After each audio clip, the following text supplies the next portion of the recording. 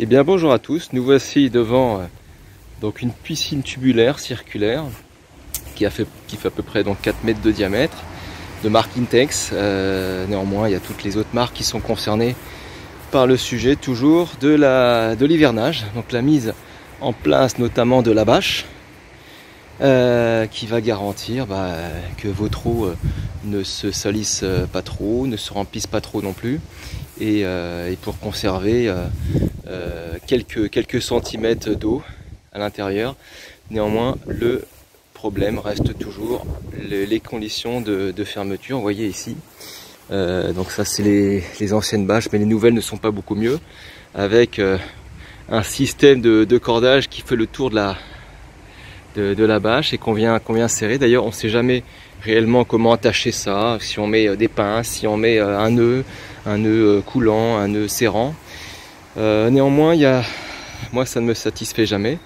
Donc aujourd'hui, je vais vous montrer peut-être une méthode qui pour moi m'a changé la vie, qui est simple à mettre et qui est efficace, et puis surtout que vous pouvez mettre seul, contrairement à ce genre de bâche où il faut être au moins deux, je dirais, pour avoir quelque chose de relativement correct.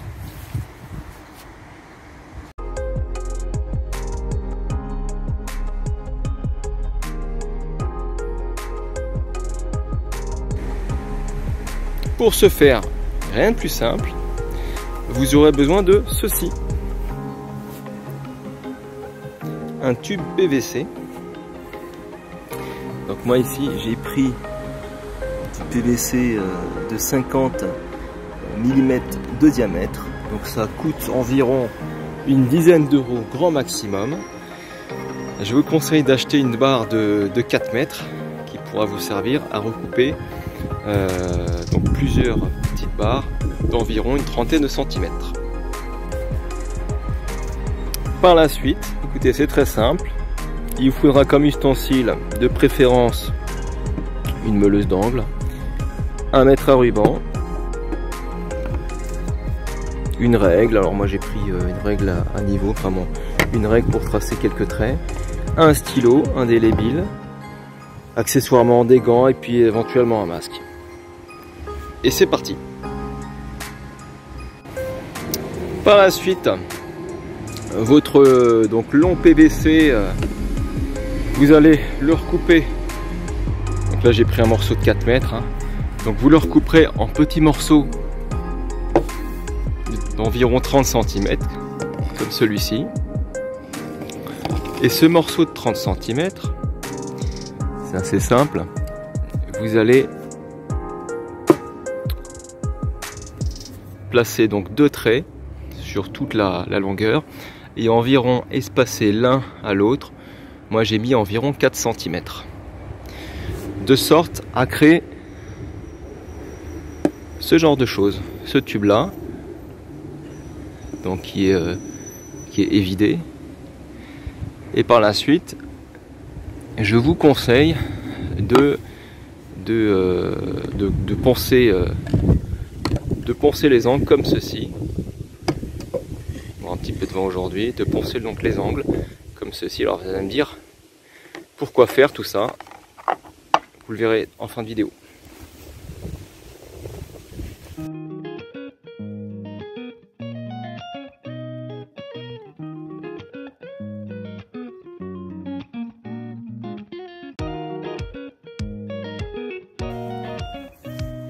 Et voici donc l'avant-dernière étape. On retrouve donc les demi-cylindres que je viens de découper. Et il ne restera plus qu'à passer un bon coup de ponçage type papier de verre pour avoir quelque chose de assez lisse, pour éviter d'avoir à détériorer ou voir crever la bâche. On se retrouve juste après.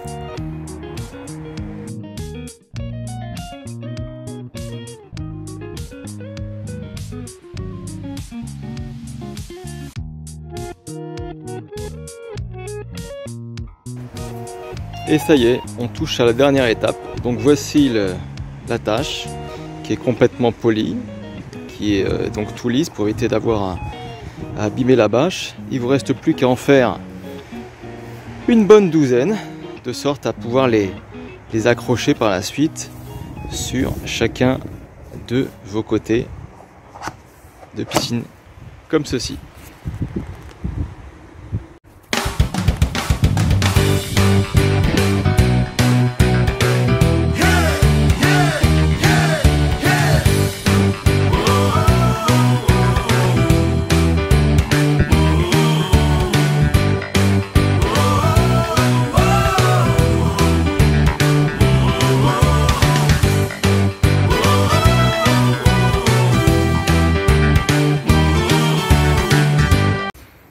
Et donc voilà, opération terminée. Donc vous avez vu en accéléré, c'est très facile à déclipser.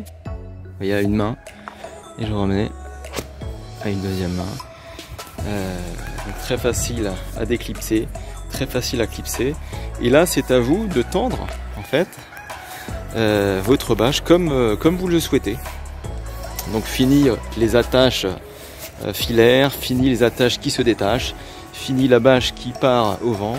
Parce que là, je peux vous dire que vous accrochez pour que ça puisse s'envoler. Donc que des avantages. Et en plus de cela, c'est vrai que c'est quelque chose que j'ai pas défini, mais vous pouvez le mettre toute seule. Ce qui est beaucoup plus facile que lorsque vous devez réclamer de l'aide de au moins une personne minimum. Merci d'avoir regardé la vidéo et n'hésitez pas à vous abonner. Salut!